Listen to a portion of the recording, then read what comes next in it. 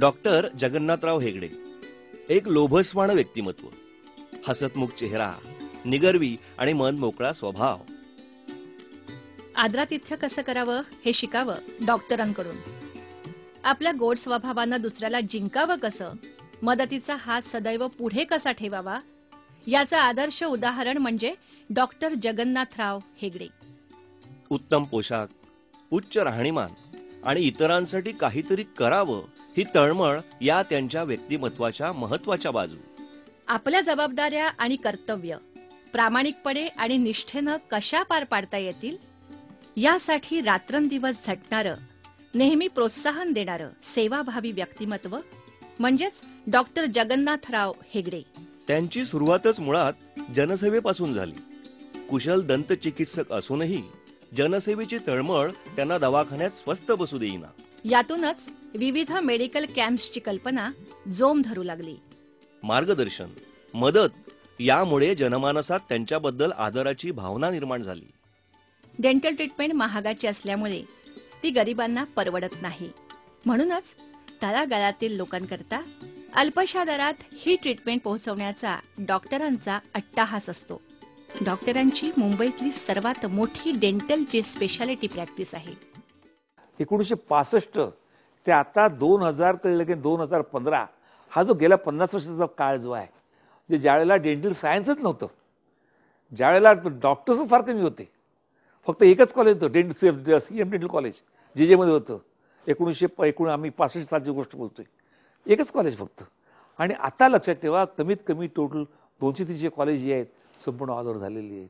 हा एवढा मोठा फरक झालेला आहे आणि त्याचा लाभ जो आहे तो लोकांना जास्तीत जास्त व्हावा अशा प्रकारची आमची भावना असते. सुदृढ दंत स्पर्धा, रक्तदान शिबिरं यामुळे शाळेतील लाखो मुलं आणि अनेक रुग्णांना मदतीचा हात मिळाला. यातूनच जन्म झाला तो लोकसेवा एज्युकेशन अँड मेडिकल फाउंडेशनचा. विविध शिबिरातून समाजाचं ऋण फेडण्याच्या संधीचं त्यांनी सोनं केलं. Times Foundation, Lions Club, Rotary Club यांच्या सहयोगानं जागतिक एड्स निर्मूलन, कुष्ठरोग, क्षयरोग, हृदयरोग या राष्ट्रीय विषयांना डोळ्यासमोर ठेवून healthy Mumbai, tension free Mumbai या अभियानाचं आयोजन केलं. समाजकार्याचा जणू वसाच डॉक्टरांनी घेतला. गरिबांना मदतीचा हात देऊन त्यांचं जीवनमान उंचावण्याचा त्यांनी प्रयत्न केला. सामाजिक प्रश्नांना वाचा फोडण्याचं, त्यांना न्याय मिळवून देण्याच्या कार्यात त्यांनी सिंहाचा वाटा उचलला. 1965 मध्ये मी पहिल्यांदा आमच्या दंतविषयात जे आहे शास्त्र जे आहे त्याची प्रॅक्टिस सुरू केली.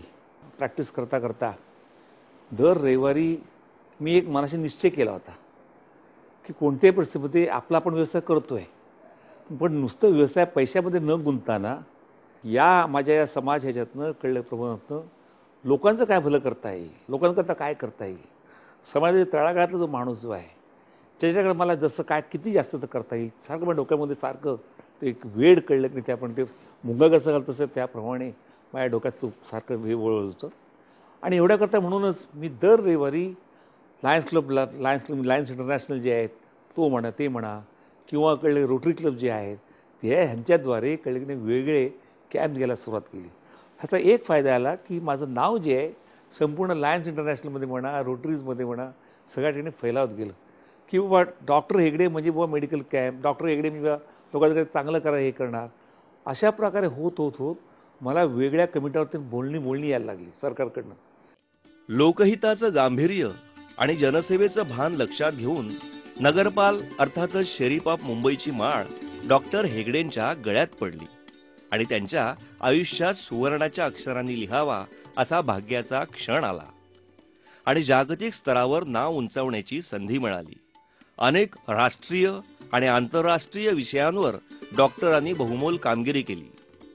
गेली 40 वर्ष जरी ते समाजकार्य करत असले तरी शरीफ झाल्यानंतर जास्तीत जास्त समाजकार्य करण्याची त्यांना संधी मिळाली. मुंबईचा नगरपाल झाल्यानंतर वाटतं मला एवढा आनंद झाला, कारण हे पद मी स्वप्नात सुद्धा कधी अपेक्षित नव्हतं, मिळणं शक्यच नसतं लक्षात ठेवा.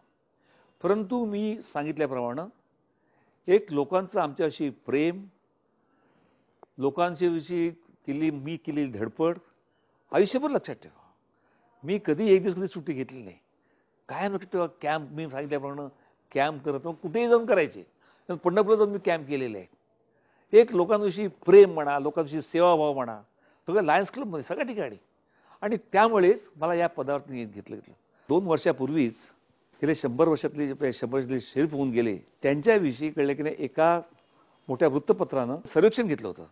आणि त्यामध्ये त्यांनी मुद्दाम लक्षात ठेवा की आता म्हणजे शरीफ बेस्ट शरीफ कोण बाबा. आणि तुम्हाला मला सांगायला अभिमान वाटतोय की गेल्या 100 वर्षामधला बेस्ट शरीफ हा जो किताब जो आहे हा मला मिळाला. खरं तर आतापर्यंत केलेल्या कार्याचा हा गौरवच.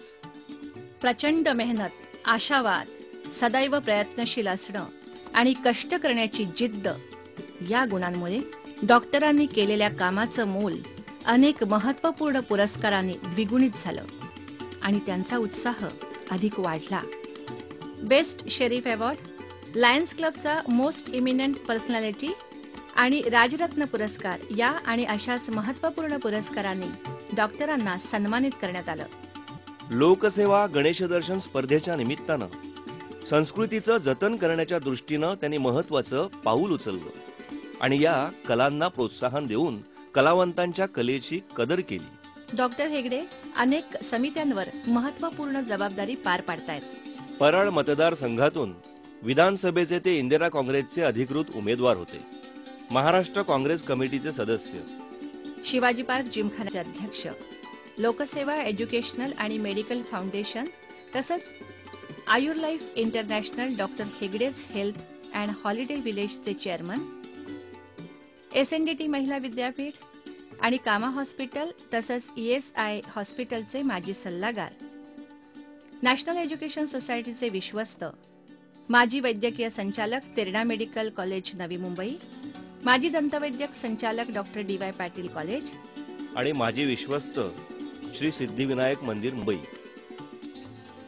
सिद्धिविनायक मंदिराच्या विश्वस्तपदी काम करताना त्यांनी एक आदर्श घालून दिला. या निमित्तानं जास्तीत जास्त गरीब रुग्णांची सेवा करता आली. प्रत्येक हृदय रुग्णाला 50 ते 80 हजार रुपये त्यांच्या बायपास ऑपरेशन करता देण्याचा प्रयत्न त्यांनी केला. अनेक रुग्णांना मदतीचा हात देऊन त्यांच्या हृदयरोग शस्त्रक्रियेसाठी सढळ हस्ताने मदत केली आणि त्यांचे आशीर्वाद मिळवले. सामाजिक क्षेत्रातल्या कामाबरोबरच राजकीय क्षेत्रातही त्यांनी अनेक पदं भूषवली. आणि या निमित्तानं वेळोवेळी त्यांना अनेक मान्यवरांना भेटण्याची आणि त्यांच्याबरोबर काम करण्याची संधी त्यांना मिळाली. महामहिम डॉक्टर अब्दुल कलाम, प्रतिभाताई पाटील, मोहम्मद फजल, विलासरावजी देशमुख, अनिलजी अंबानी, RR पाटील, श्री वसंतदादा पाटील, श्री शिवाजीराव निलंगेकर पाटील, सुधाकरराव नाईक, शंकरराव चव्हाण, सुशीलकुमार शिंदे, सुरेश प्रभू, कृपाशंकर सिंह, अरुण गुजराती आणि अनेक महत्त्वाच्या मान्यवरांनी त्यांच्या कामाचं कौतुक केलं.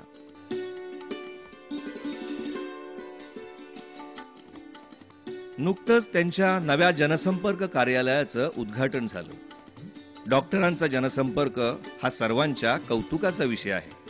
त्यांच्या भोवती सतत कार्यकर्त्यांचा गराडा असतो. ते नेहमी सर्वांच्या आस्थेनं विचारपूस करतात. हा त्यांच्या स्वभावाचा विशेष पैलू आहे. समाजातील विविध प्रश्नांची त्यांना खूप जाण आहे. बालमजुरी या विषयाची त्यांची आस्था लक्षात घेऊन भारत सरकारच्या श्रम मंत्रालयाने त्यांची उपाध्यक्ष म्हणून नियुक्ती केली आहे. डॉक्टरांना या सर्व प्रवासात साथ आहे ती त्यांच्या पत्नी सुरेखा यांची. त्या प्रत्येक कार्यक्रमाला डॉक्टरांबरोबर जातीने हजर राहतात. गेल्या 50 वर्षामधल्या माझी मेहनत जी आहे, रात्रंदिवस मेहनत, एक दिवस कधी सुट्टी घेतलेली नाही. तुम्हाला आश्चर्य वाटेल तुम्हाला, पण ती जी मेहनत जी आहे ती फळाला आली. आणि एवढ्या करता म्हणूनच आज मुंबईतला एक प्रसिद्ध सुप्रसिद्ध असं कळलं की नाही, दंतशल्य विषयात माझं नाव आहे. One of the biggest practice मुंबईतली आहे. दिवसाला आम्ही 80-100 रुपये ट्रीट करतो. आणि म्हणूनच मला सांगावं असं वाटतं, या सगळ्याच्या पाठीमागे लक्षात ठेवा, आईवडिलांचे आशीर्वाद आहेतच, परमेश्वराचे आशीर्वाद आहेत, आपले गणपती बाप्पाचे आशीर्वाद आहेत, पण त्याचबरोबर लक्षात ठेवा तुम्हाला मेहनत आहे, तुमची श्रद्धा आहे, डेडिकेशन आहे, डिवोशन आहे, ह्याला पर्याय नाही. हे मला परत मला सांगावं असं वाटतं. आणि तुम्ही हे जर साध्य करा, तुम्हाला लक्षात ठेवा यश तुम्हाला मिळायला कुठेच अडथळा येणार नाही. असं मुद्दा हा प्रवास असाच सुरू आहे अखंड, आणि त्याला साथ आहे जनतेच्या भरभरून प्रेमाची. हा सेवेचा, जनसेवेचा झरा असाच निर्मळ निर्व्याजपणे झुळझुळत राहील. त्यांच्या भावी आयुष्यासाठी शुभेच्छा.